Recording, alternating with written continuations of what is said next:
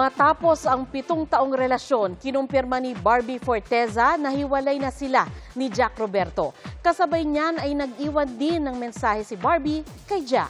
Narito ang ating showbiz saksi. Ang ganda po ng araw, di ba? Ganda nga.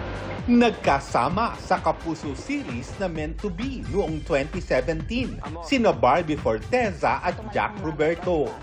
Di man sila ang endgame sa serye, tila sila naman ang meant to be off-screen.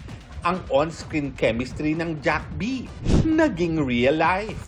Naging saksi ang paglipas ng taon at iba't ibang tagpo sa kanilang relationship goals. Feeling ko siya yung lucky charm ko.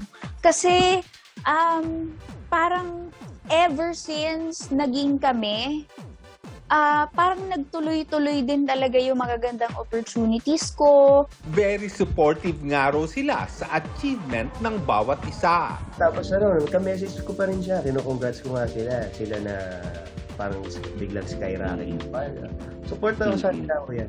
Napag-usapan na rin daw nila ang tungkol sa kasal. Pero napapag-usapan na ang kasal. Opo. Ang may bahay ko. Pero gaya ng ibang relasyon, may mga hamon din silang pinagdaanan. What was the most challenging, if there was any? Quality time. Nitong December, magkasama pa silang nag-celebrate ng birthday ni Jack. Pero kanina, sa isang Instagram post, kinumpirma ni Barbie ang breakup nila ni Jack. Bittersweet ang mensahe. Sabi ni Barbie, puno ng saya, pag-ibig at ramen ang 7-year relationship nila. Tinawag din niyang exceptional ang ibinigay sa kanyang pagmamahal ni Jack.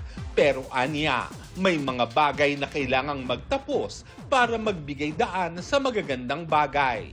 Nagpasalamat si Barbie kay Jack at sinabing may you find the love you deserve.